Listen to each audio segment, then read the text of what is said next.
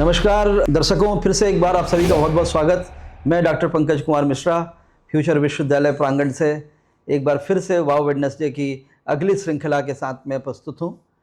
मेरे साथ आज गर्व का विषय है कि IBM के प्रतिनिधि श्री रॉबिन त्यागी जी उपलब्ध हैं।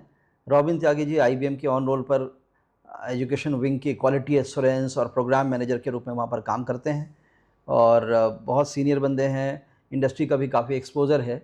और आज हमारे प्रांगण में इनका आगमन हुआ था और हम अलग अलग बातें बच्चों के साथ में करते रहते हैं। हमने सोचा क्यों ना एक पॉडकास्ट के माध्यम से उन बातों को आप सब बच्चों तक पहुंचाया जाए और जो प्रॉस्पेक्टिव स्टूडेंट्स हैं, जो पेरेंट्स हैं, वो भी देखें कि किस प्रकार से फ्यूचर यूनिवर्सिटी लगातार नए आयाम रच रही है। फ्यूचर विश्वविद्यालय के माध्यम से बरेली की उच्च शिक्षा की दिशा को बदलने का प्रयास कर रही है, जहाँ पर हम लेटेस्ट जो पाठ्यक्रम हैं, इंडस्ट्री ओरिएंटेड जो कोर्सेज हैं, उसको लेकर के आने का प्रयास कर रहे हैं। रॉबिन जी, बहुत बहुत स्वागत है आपका। Thank you sir. आज सबसे पहले चूंकि आप आए हैं, आपका स्वागत है इस कैंपस में। मैं आपसे कुछ प्रश्न पूछूंगा। आपकी इंडस्ट्री की टर्मिनोलॉजी कई बार बहुत डिफ़िकल्ट होती है, उसे आसान करने की और डिकोड करने की कोशिश करूंगा ताकि मेरे बच्चे, मेरे दर्शक आपको सब समझ पाएँ। राइट। तो सबसे पहले तो मैं ये जानना चाहूँगा कि IBM जो एक इंटरनेशनल बिजनेस मशीन के रूप में इतनी पुरानी संस्था, जो पहले बेसिकली जो मुझे याद है कि कंप्यूटर्स बनाया करती थी, माइक्रो प्रोसेसर्स बनाया करती थी, वर्ल्ड की पहली कंप्यूटर आपने बनाई। Right sir. फिर ये एजुकेशन विंग में कैसे आए, इस यात्रा को जरूर बताएं आप। Okay, thank you sir for giving me opportunity. IBM ने स्टार्ट में जो अपना बिजनेस स्टार्ट किया था इन स्टार्टिंग इन 1998। सो उस टाइम पर क्या था, micro processor, ATM, barcode and after that like computer manufacture, ये सारी चीज़ें स्टार्ट की थी। बट इन 1990 में IBM ने क्या किया, सॉफ्टवेयर इंडस्ट्री में स्विच किया। एंड उसके बाद IBM ने डे बाय डे अपने जो सॉफ्टवेयर्स हैं वो डिफरेंट कंपनीज़ को हैंड ओवर किए फॉर यूजिंग पर्पस। अब जो हमारे सॉफ्टवेयर्स हैं IBM के, वो तो IBM ने प्रोवाइड कर दिए हैं कंपनीज़ को, but who will operate that, उसको चलाएंगे कैसे वो? तो उनको चलाने के लिए उनको मैन पावर की नीड होती है। दैट्स वाई इन 2007-8 हमने जो अकेडमिक है, यूनिवर्सिटीज़ हैं, अकेडमिया में एंटर किया। हम यूनिवर्सिटीज़ से स्टूडेंट को इतना कैपेबल बनाते हैं अपने कोर्स आउटलाइन, जो हमारा कोर्स करिकुलम है उसके थ्रू, कि like they will be able to work on softwares जो हम प्रोवाइड करते हैं डिफरेंट कंपनीज़ को। तो उनको ऑपरेट करने के लिए मैन पावर हम यूनिवर्सिटी से जनरेट करते हैं।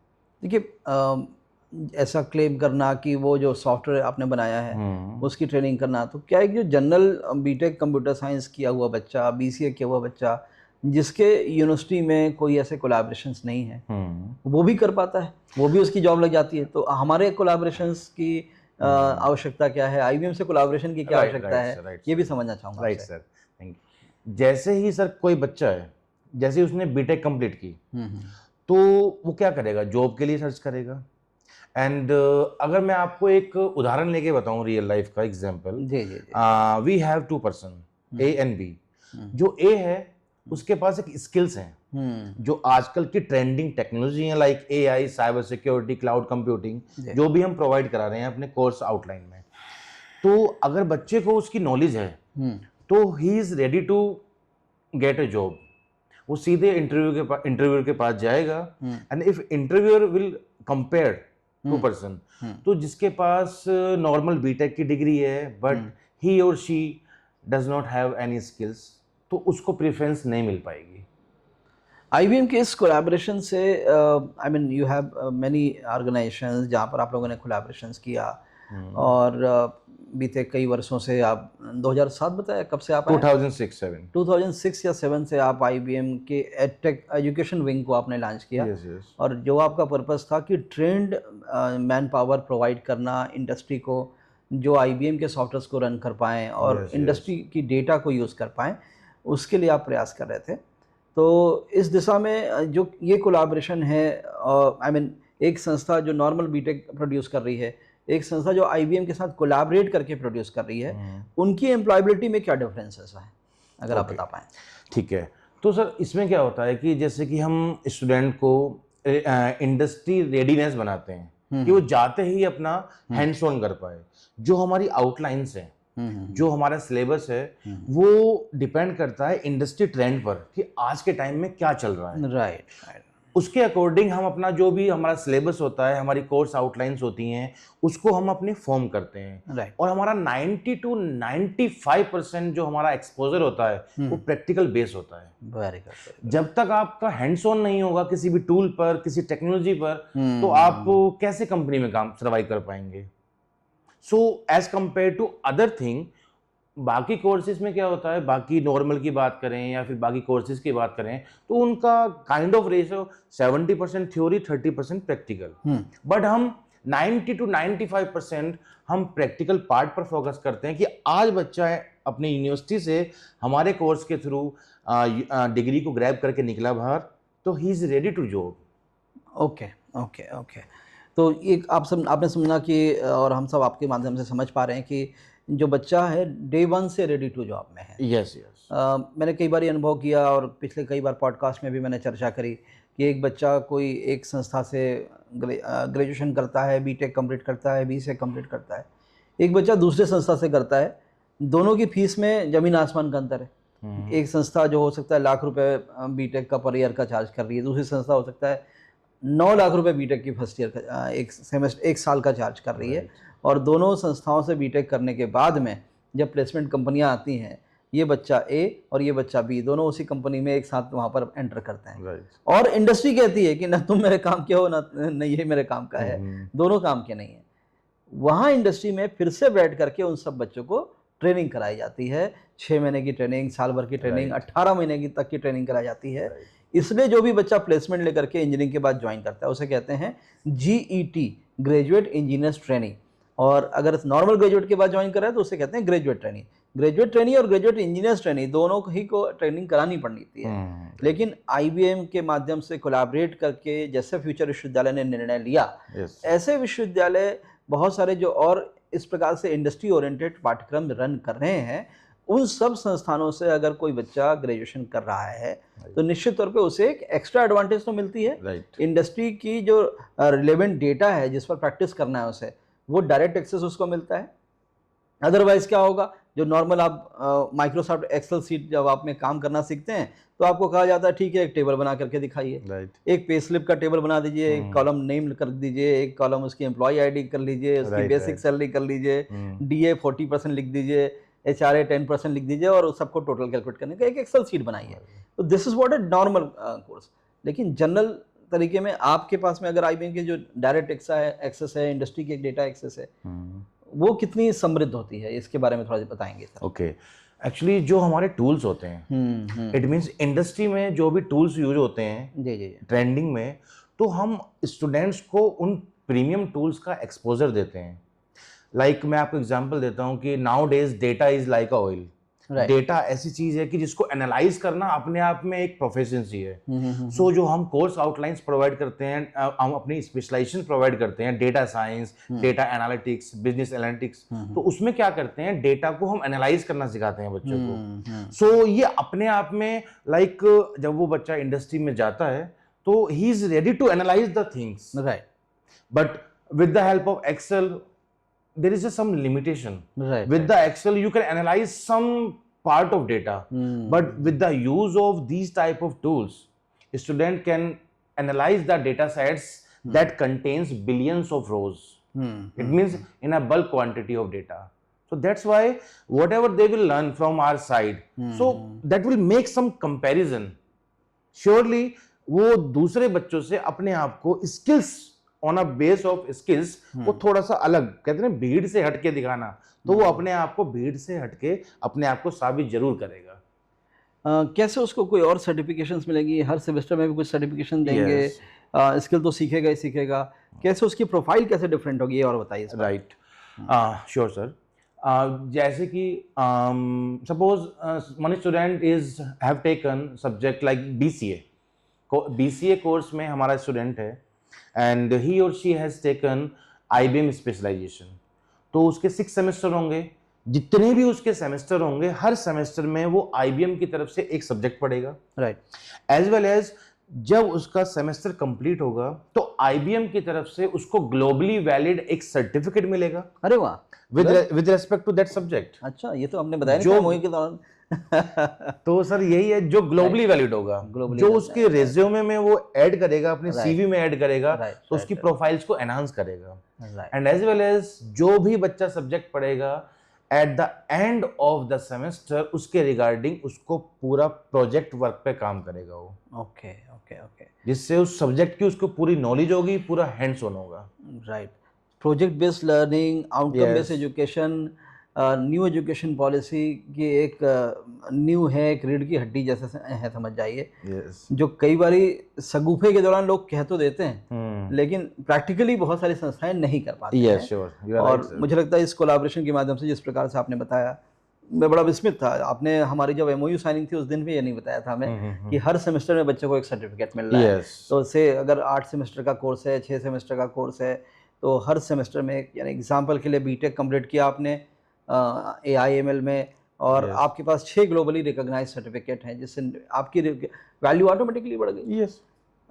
BTech हो गया, BCA हो गया, आज देखा जाए तो हर संस्थाएं, छोटी से छोटी कॉलेज हैं या बड़ी से बड़ी यूनिवर्सिटी, हर कोई करा रहा है। और लाखों ग्रेजुएट जब बाहर निकलेंगे तो आप में और उनमें अंतर क्या रहेगा? Yes, how you will create a differentiate between them और द IBM स्टूडेंट। तो मुझे लगता है कि वो जो बच्चा है वो परिवर्तन लाएगा अपने में, और उसको क्वालिटी में भी चेंज मिलेगी, Yes, उसका yes. स्किल भी बढ़ेगा। Yes. और इस प्रयास से मुझे लगता है कि निश्चित तौर पे भारत जो है, जो अपनी विकास यात्रा का स्वप्न आदरणीय प्रधानमंत्री ने देखा है कि 2047 का जब जश्न होगा तो हमारा देश विकसित भारत बनेगा, तो उस विकसित भारत के लिए सबसे महत्वपूर्ण जो थी और सबसे बड़ी जो कमी थी हमारे देश की, कि हमारा ग्रेजुएट जो था वो स्किल्ड नहीं था। Yes, yes. स्किल गैप बहुत सारे थे। NSDC national skill development corporation जैसे बनाए गए, प्रधानमंत्री नेशनल स्किल डेवलपमेंट कॉरपोरेशंस कई बार बाद में शुरू के 2-3 वर्षों तक तो ठीक काम किए, बाद में सब कागजों में रह गए। वहाँ पर फ्यूचर विश्वविद्यालय का ये प्रयास मुझे लगता है निश्चित तौर पे बच्चों को एम्प्लॉयबिलिटी की तरफ, और सिर्फ एम्प्लॉयबिलिटी की बात क्यों करें, सिर्फ एम्प्लॉयबिलिटी की बात क्यों करें, हम दूसरे विषय पर भी बात कर सकते हैं जहाँ पर बच्चा एम्प्लॉयबिलिटी के साथ में जो उसे एंटरप्रेन्योरशिप बनना होगा, उस डायरेक्शन में भी वो काम कर सकता है। राइट। राइट, Perfect, तो perfect, क्यों ना वो sir. बच्चा अपना एक छोटा सा ऐप बना ले, यस। क्यों ना वो छोटा सा एक कोई ऐसा सॉल्यूशन प्रोवाइड कर दे, क्योंकि एक वर्ड होता है सर डिस्टर्बेंस और एक होता है डिस्ट्रप्शन, तो कई बार दोनों एक जैसे लगते हैं। Yes, लेकिन yes. डिस्ट्रप्शन क्या मतलब क्या हुआ? तो डिस्ट्रप्शन का मतलब जो मैं समझ पाता हूँ कि मार्केट जो चीज़ स्वप्न में भी नहीं सोचा था वो चीज़ प्रोवाइड कर देना। तो डिस्टर्ब करने की कैपेबिलिटीज़ जो IT के पास में है, डिजिटल एरा के पास में है, मुझे लगता है वो भी हम कर पाएंगे इससे।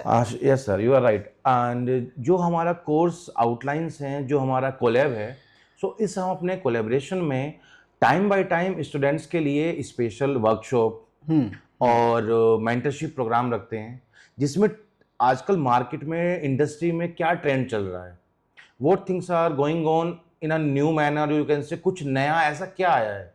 जैसे अभी रिसेंटली बात करें हम, क्वांटम कंप्यूटिंग आई थी, तो ऐसे ही क्या इंडस्ट्री में नया एक्सपोजर आया है, तो उसका एक्सपोजर भी हम अपने स्टूडेंट्स को दिलवाते हैं ऑन सेम टाइम। हैकाथॉन वगैरह भी आप करवाते हैं? Yes, हम एवरी ईयर हम एक कोड चैलेंज लगाते हैं जो पैन इंडिया बेस होता है, जिसमें स्टूडेंट को अपने स्किल्स को एनहांस करने का और अपने like with the help of coding applications बनाना, और डायरेक्टली इस चैंपियनशिप में IBM उनको डायरेक्ट ज्वाइनिंग के चांस भी देता है। इट मीन्स अगर कोई विनर बनता है तो उसकी ज्वाइनिंग भी IBM में डायरेक्टली हो सकता है। ये जो हैकाथन है, आप बताते हैं कि ये देशव्यापी स्तर पे करते हैं। कई बार संस्थाएं हैकाथन के नाम से अपनी संस्था में तो कर लेती हैं, और कई बार कुछ महत्वाकांक्षी संस्थाएं हो सकता है कि inter school, inter university level पे करती हैं। आपका जो IBM का हैकाथन है, आप बता रहे थे कि पूरे देशव्यापी रूप से करते हैं, विश्वव्यापी स्तर पे करते हैं, और उससे बच्चों की इंटर्नशिप और बच्चों की डायरेक्ट ज्वाइनिंग भी होती है। इसके बारे में विस्तार से बताइए। Sure sir. सर मैं आपको रिसेंटली अभी 2 मंथ बैक का एग्जांपल देता हूँ। IBM ने 2 हैकाथन कराई थी, एक पैन इंडिया बेस और दूसरी थी स्टेट लेवल बेस, मतलब UP लेवल बेस। जी जी। तो पर टीम, एक टीम में 4 मेंबर्स थे, तो जो टॉप 3 टीम्स थी, टोटल 12 स्टूडेंट हुए। तो जो विनर्स टीम थी with the in this hackathon championship, code challenge में, तो उनको डायरेक्टली IBM ने हायर किया है अपने ऑफिस में काम करने के लिए। Oh great. यस। तो अभी उसके बाद पैन इंडिया थी, तो पैन इंडिया में IBM ने बहुत सारी यूनिवर्सिटीज को चांस दिया, बहुत सारे बच्चों को चांस दिया जो टॉप स्टूडेंट्स थे हमारे, पाइथन, जावा, C++, तो जो टॉप टीम्स थी 5 और 6 उनको गुडीज दी। एंड इवन जो हमारे IBMers हैं जिन्होंने उनको इवेल्युएट किया था, तो उन्होंने जिन बच्चों को सजेशन किया है कि we can proceed with these student, तो उनको IBM इंटर्नशिप प्रोवाइड कराएगा, उसके बाद उनको जॉब अपॉर्चुनिटीज देगा। अच्छा। Yes. क्या इंटर्नशिप कितने पैसे की दिलवा देते हो? सर ये इंटर्नशिप का तो अभी ऐसा कुछ नहीं है, लेकिन जॉब के लिए स्टार्टिंग पैकेज उनका 9 LP है, तो मिनिमम है। ओके ओके, चलिए बहुत अच्छी बात है। और हमारे विश्वविद्यालय के छात्र छात्राओं को भी एक नई स्किलिंग का जो पाठ्यक्रम IBM के कोलैबोरेशन के साथ हम लोगों ने स्टार्ट किया है, निश्चित तौर पर ये बरेली की उच्च शिक्षा की दिशा को बदलेगा। और आज दशा कैसी भी हो, इंसान की दिशा अच्छी होनी चाहिए। तो हम सब एक नई सोच के साथ इंडिया की पहली AI एनेबल्ड यूनिवर्सिटी बना करके और उसे मेंटेन करके आगे चल रहे हैं। और मुझे लगता है कि इस कड़ी में IBM की कोलैबोरेशन के माध्यम से हम निश्चित तौर पर वो कर पाएंगे जिसका स्वप्न हमने देखा है कि बरेली की उच्च शिक्षा की दिशा बदलेगी, बच्चा एम्प्लॉयबल होगा और विकसित भारत के लिए अपना सहयोग देगा। इन्हीं शब्दों के साथ आज की पॉडकास्ट को यहीं समाप्त करेंगे। रॉबिन जी, एक बार पुनः आपका धन्यवाद हमारे स्टूडियो में आने के लिए। और दर्शकों जुड़े रहिएगा इसी प्रकार से।